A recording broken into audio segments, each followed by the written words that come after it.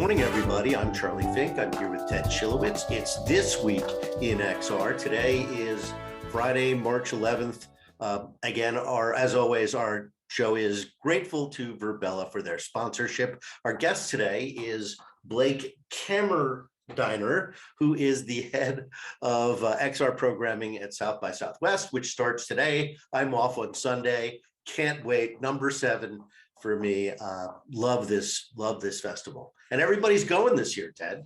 Yeah, good morning, Charlie. I will just be attending virtually, which is sort of the last virtual thing, and then NAB will be my first out in the world experience. But I will look forward to catching up in VR chat and hearing all the stories. So big news yesterday. Yeah. Niantic gobbles up another XR company in their quest to build the game engine for the real world. Mm-hmm. And a good organic fit. We had the founders of Eighth Wall on a little while ago on the podcast. Eric Murphy. Yeah, and I think that's a good move. I mean, I think that's an organic fit for Niantic and a piece of the puzzle that they needed to do a non-app oriented delivery of AR across the platforms, right? Right. So, well, the whole point is Niantic wants to build an appless ecosystem for XR experiences, mobile AR experiences. So I think this is a big step. They got 60 AI last year. 2 years before that, they have acquired computer vision experts, Escher Reality. So the pieces are coming together for them. Right. And I do think that there is a substantial opportunity to take this away from the incumbents Unity and Unreal Engine and really make it the AR platform for the real world. Yeah, that's an interesting perspective. That I wasn't actually thinking about it that way, that it's kind of a fight to the death, but I was thinking more of a sort of collaborative effort. Oh, I don't think it's a fight to the death, and plenty of people will keep using the incumbent platforms. I mean, Unity has an ad server built into it. So right. I don't think that the world is going to flee right away. I just think it's a really neat way to deliver XR. Anybody with a browser and a camera on their smartphone is able to do AR and without downloading an app. Yeah, so just opens the ecosystem even more. And they've been at it for a long time, right? They've had a lot of corporate clients and a lot of provability, and they've had good success, and now that's a smart acquisition moment. Yeah. So I'm excited about their new platform, Lightship. It's something they've been talking about for years as they've tried to diversify away from Pokemon Go. Right, and so far, Pokemon Go still proves to be the snowflake, right? That is their giant cash cow and their success point, and the other things they've tried have not really proven anything even close to it. But just like with any entertainment-oriented company, you've got to keep trying and you got to keep at it. So they're going to add more pieces to the puzzle and see what happens, which is good. Interesting the way that startups go today, right? It's not like they have any prayer of ever really going public or being a long-term enterprise. They're always built to be acquired. Yeah, maybe the only sector that is showing its strength as trajectory into long-term sort of platforms is the earn-to-play gaming space. So far, unless you have some touch points that I'm not remembering, the earn-to-play game groups like Sandbox have not been acquired. They are just growing and capitalizing. Oh, sure. I mean, VR chat hasn't been acquired. And by the way, the interesting news from VR chat that we'll get to in a minute. So, right, you get to the size of Rec Room or VR chat and you're a unicorn worth over $1 billion, then it becomes more than just a little amuse-bouche. Right. So let's get to the other news. I brought up VR chat for 2 reasons. One is they're the platform that South by Southwest is using, and maybe we'll talk to Blake more about that. And they also introduced, they augmented their avatar system so that now you can, touch hair, comb hair, right, more behavior, have a nose that honks and wiggle your ears or spread your wings. And it was the #1 most requested upgrade, which is really interesting. Yeah, people want to sort of feel those reality simulations, right? And play around with stuff. So that's cool. I think I make this reference all the time. It goes all the way back to the we and the me, right? People had so much fun designing their me's in the pre-metaverse space of two-dimensional VR gaming, and that holds true. And when you look at a lot of the big platform games, people that get into those games spend a huge amount of time customizing their avatars and building them up and skinning them and so forth and so on. So makes sense. Well, I see Blake has entered the chat room, so maybe right. we'll invite him in right now. Here we go. Blake Kammerdiener is the head of XR programming at South by Southwest, which starts today. It does indeed. It's coming on. Hello. Blake, how are you, sir? Charlie, Ted, how are y'all doing? Great to meet you. Thanks for joining us today. Absolutely. It's wonderful to be here. You know, this podcast is really, although it's popular with many people in tech, in particular, we focus on XR. And it's one of the great things about how XR has developed is how it's been embraced and given, home before it really had any scale at places like South by Southwest. So you guys have been visionaries in this category, and I can't wait to hear what's in store. So, tell us how it's going to play out, big picture, and then we'll give us the real and the virtual and how they're merging together this year, because I know that's yeah. I mean, we're super pumped because it's starting. Like, we're here on the ground in Austin. We're building out our XR Experience exhibition right now, just below me. And where are you this year? You're not in the Marriott? Correct. Yeah, we moved over to the Fairmont. So right beside the convention center. It's a bigger ballroom. It's beautiful. It's a really wonderful space to be in. We're very excited about it. Yeah. So yeah, we're building it out right now. We have, South by has started at large. We have sessions going, all of that kind of good stuff. We have activations out on the street everywhere. People are flying in every second. I see somebody new. It's so exciting. Because this is the first time we've been on the ground in 3 years, so since 2019. So we're so pumped. But yeah, so we're gonna have our XR exhibition starting in the Fairmont. It runs for Sunday, Monday, and Tuesday. It's 13th through the 15th. It's on the 3rd floor in the Congressional Ballroom. There we have primarily our XR Experience Spotlight and XR Experience Competition sections from the film festival lineup. And then we're going to have a load of special events. And we're going to have a couple on the ground and then a bunch in our VR chat world that we produced again this year, which we're super excited about as well. So it's the XR Experience World. A shout out to our partners at Fluff World for helping us put it on this year.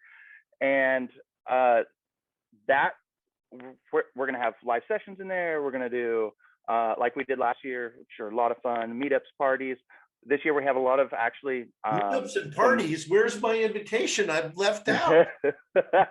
No, just we're popping them up. We're popping them up on the schedule. We're popping them up on the schedule as we speak. You want to hear something funny? Usually there's lots of dinners and prearranged rendezvous, but there really aren't very many this year. I think it was sort of like everybody was surprised that it actually happened.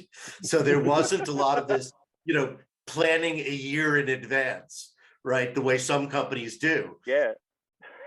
It's funny. It's all of those, they are popping up. They like every day I start seeing other people, like new people who are like, I just decided to get on the plane and then we're going to do this dinner over here. Can you join us? Can you come in? Every day there's more of that coming. It's super exciting. Like, I can't tell you how many people have literally hit me up over the last 3 days being like, we're coming to Austin. We changed our mind. We're coming. I know. Everybody's going to be there except for Ted Schilowitz. Yeah, I'll be just in the virtual, Blake. I've got one more year of holding out, then I'll be back next year. Blake and I have spent tons of time together over the years. Yeah, so. We have. And it's good. That's why we have that space also. That's actually the super exciting part about it, right? So, it was we learned a lot last year when we did our online event only. And so we were able to like learn from that, bring those like best parts from that to the live event. And we have people around the world who still can't come. I don't want you to do self-criticism, but what were the things that you learned last year that you think you're addressing this year? You know, honestly, it's like space. We had a lot of space, so we condensed it down a little bit this year. You know, we brought it all into like one world with a few venues within that. So at least in the virtual space, right? And then we were able to kind of like, because we did that really quick last year, and so this year we're able to plan a little bit more in advance. We have some more like live performances and connected events from around the world that we're really excited to bring out this year. Yeah, and you're promoting specific things as opposed to last year, where it was just sort of a gather and catch as catch can. Yeah. This year you actually have a schedule, right? We do, absolutely. Mm-hmm. Yeah. If you go to our schedule, you can go down to actually like search the venues, search VR chat, and just like find it all in one place. It's real great. Search VR chat. That's great. So people can search VR chat on the South by Southwest site. On the South by Southwest schedule.sxsw.com. Great. So Blake, how long have you been programming XR at South by Southwest? I started it actually on the physical installations with a small little one room in the Hilton for the 2016 event. That's when we did it. We were planning stuff. Yeah. Yeah, we were planning on. They were like, we're like, well, everybody's talking about it. Let's do the conference. And like instantly we were like, okay, we're gonna do a AR VR track in the conference. We're gonna bring it all together in one spot. But we hadn't actually planned to have the physical installation. That I was like, we have to. we fought it all year long, and then they're like, okay, yeah, you can have this room. And in that room was, you know, Verse at the time, which Chris Milk's company, and we had Nani De La Pena was in there, and several other wonderful independent creators who were really diving in and exploring the space, and it was just super popular the whole time. And then the next year in 2017 we began what we call the virtual cinema, which we have now changed the XR experience for this year. Just you know, that was early in the days, and that virtual cinema now has like a very specific you know, meaning to a lot of people. So now, you know, the XR experience just expands that, and really, and this year's program shows some of that with, you know, we have the AR, we have VR, we also have some audio experiences and some, you know, more physically engaging experiences. It's going to be a lot of fun. And before this, you were working on the film side, or you still are? Yeah, I still am. I do a little bit of all of it. I program on the feature film side and a lot of the episodic stuff as well. And then we program in the conference on the film side, program on all the XR sessions in the conference as well.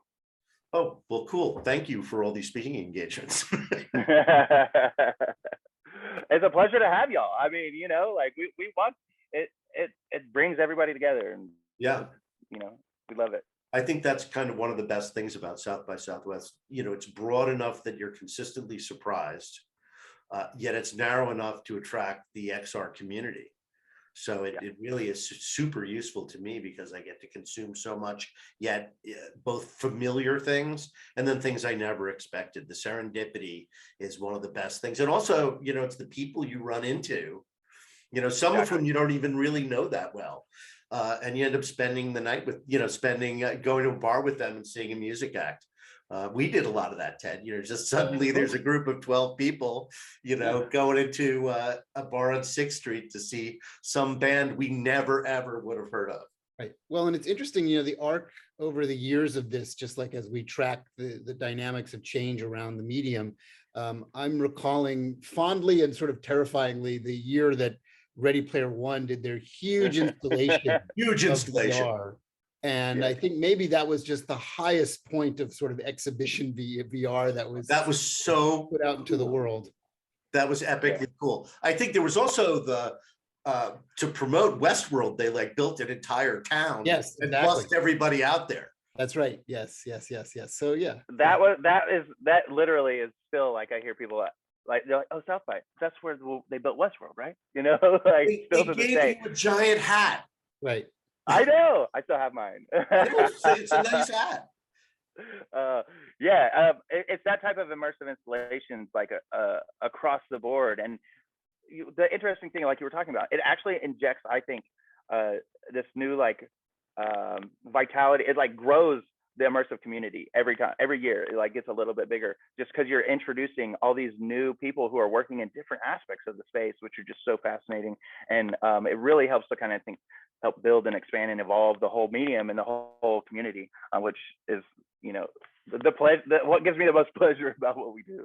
How do you select how do you select the XR experiences, right? Lauren Hammond from Tribeca, you know, travels around and stays in touch with artists and kind of cultivates exhibitors. He's not there anymore, but he was a terrific curator for XR at Tribeca. So I'm just wondering, do you do that, or is it more the film festival model where people kind of know at this point that there's a big opportunity and just come to you?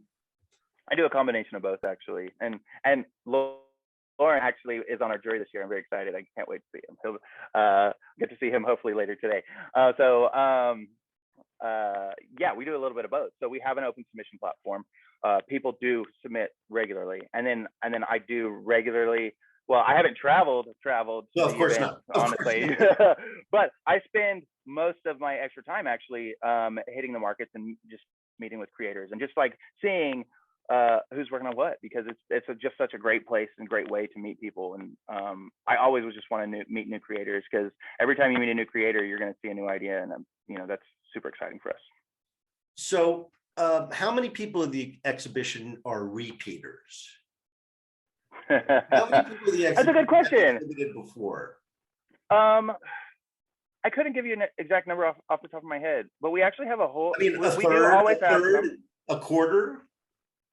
I think this year maybe about maybe a quarter in terms of directors, and then maybe another handful of like producers and stuff who have been what is the rubric that you use, right? What's the sweet spot? What kind of experience really works great in this context?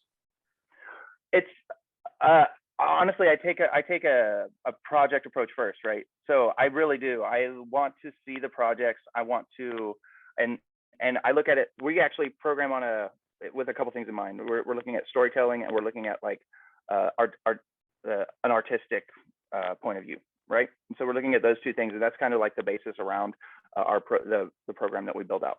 And that's really where we start. And from there, I really let the content from each year and like what has been built and what has been available dictate what the overall floor looks like. Well, I have my own version of that, which is my weekly column, and you just take what the week gives you. Yeah. And I was, I used to program the New York Musical Festival back in the day, and some years we had so many terrific shows, and other years, there was a lot of like, well, we need 12 shows, so I guess this you never know, right? And you never know what the 12 will be kind of limp through. It's an interesting process on the exhibition front, because I'll start with the first chunk where I'm like, yeah, we're doing this, we're playing, and then we'll start talking about space, because we have to program to space as well. And so then that's when we were like, okay, what does your activation look like? And we start those conversations. And then as we start building out the footprint, we're like, okay, well, we still have this corner over here. We could program a couple more pieces. And that's how we actually build out the floor. So it's a process. So you provide the space, and the creators bring the equipment and headsets and so forth, and provide the manpower to attend the booth. They do, and it's actually and we have a different model than a lot of events, where we have an open door to all of our badges, and each day our attendees can come in, and then they can sign up at each individual booth for the available slots for that day. And what it's done is it's created an interesting thing. Those two things, like having the creators provide the docents and the experiences, because a lot of them are in there themselves. So then we have a lot of the creators in the space the whole time, and then we have all of our attendees in the space at the whole time. And it's created a wonderful community that is just like, it feels alive in that room. It's a lot of fun. That's great. I would also say about the XR exhibition, so many things are one of a kind. and they exist only in the festival. Meow Wolf did one, I think it was 20. Yeah, the whole thing was amazing that year. It was Yeah. really cool. Nani has shown, as you know, many times, and these are very, her Noah experience was quite extraordinary, and that's not the kind of thing you can just put on your headset and find in the Quest store. So, well, we have some other interesting things this year as well, kind of on the special event side, and actually attached with our art program. Tell us. I see you have a virtual film that plays out for 24 hours. Yeah. Gondwana, it plays for 24 hours. And the cool thing about that is, two things. We have a lot of our projects, a good percentage of them, on a new platform called Bast, which was produced by Sandman Studios. And it's a social environment where all the projects can live. You can go in, download them, and Gondwana is one of them. So on the exhibition floor, it's playing about 8 hours of it, right? But you can go in and actually see more components of that content in the online version, which is super cool. And then some of the other special events that we're gonna have, like we're gonna have an NFT gallery produced by Marcel.art, and where we brought in like 8 different curators who all like curated a selection of NFTs. So we'll have a gallery like that. We have an art exhibition by ScanLab called Frame Rate, where I can't wait to see it. Everything's being built out today, but it's like a time lapse. They did time lapse LiDAR capture of environments and over like a year's time, and then so there'll be projections of these different environments that they did point cloud work on, and to watch the degradation and the change and evolution of these spaces over, I think, about a year. It's super fascinating. So, and then Miro Shot. I know a lot of people have been anxiously awaiting Miro Shot to come over to America. We were going to have them show in 2020, actually. And so Miro Shot, for those of you who don't know, is a band that has and a tech collaboration where they have these VR showcases where they've built in this app that does pass through and brings you in and out of the VR space as they play their show. It's super exciting, and we're really excited to have a full night of showcases with them. Yeah, that's one of the top things on my schedule. Yeah.